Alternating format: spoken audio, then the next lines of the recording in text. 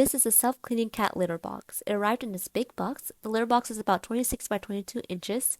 It is already fully assembled. To make it easier to take out of the cardboard box, I cut the front sides and pulled out the litter box.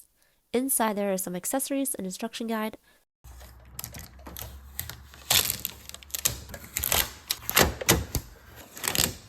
After taking the blue tapes off, I opened the instruction manual and read the instructions on the setup. It explains everything in detail. Here is the power adapter.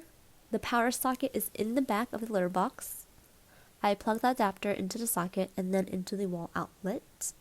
There is a button on the front of the litter box. I press and hold for about 10 seconds until I hear a ringtone so that the litter box is ready to be paired. Make sure to hold long enough to hear a ringtone and not just a couple beeps. Then I go into the App Store and download the Smart Life app. Once it finishes downloading, I open the app and make an account. Then I go to the top right corner and click on the plus symbol to add a device. Click Continue. The litter box should pop up when in pairing mode.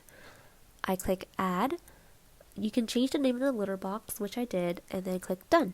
So this is what it looks like. In the app, the litter box is already set to automatic mode, meaning it will auto-clean every time after your cat uses it. I'm adjusting the waiting time to 10 minutes, meaning it will auto-clean 10 minutes after my cat leaves. It comes with a cleaning brush, which you can use to dust off litter and such. It also comes with extra feet grips for the bottom of the litter box. Lastly, it comes with a roll of trash bags.